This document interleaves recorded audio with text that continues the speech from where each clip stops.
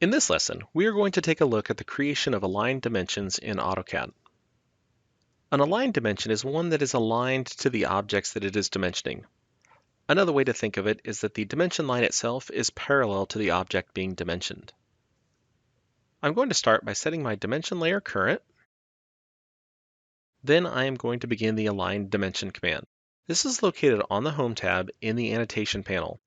You will have to click the drop-down arrow next to Linear to access it. When dealing with horizontal and vertical lines, the Align Dimension command works just like the Linear Dimension command. As you can see, when I place this first dimension, it's not really readable, and this is because I need to adjust my dimension style. So I'm going to delete this one, and I'm going to switch to the Annotate tab and set my dimension style first. So I'll click the drop down here and choose Architectural. As you can see, I can also access the dimensional commands here. I'll choose Aligned. Then once more, I'll pick the points, and this time my dimension will be readable. I'll go ahead and add another aligned dimension to the bottom. This time I'm going to press Enter so that I can select an object.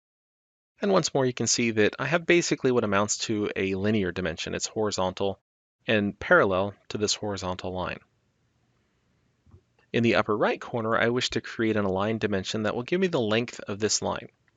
So I'll choose the Align Dimension tool and either pick the endpoints, or once more I can press Enter so that I can select an object. Select the line, and as you can see, I get a new dimension here, and the dimension line is parallel to the object being dimensioned. That concludes this lesson on the Align Dimensioning tool in AutoCAD.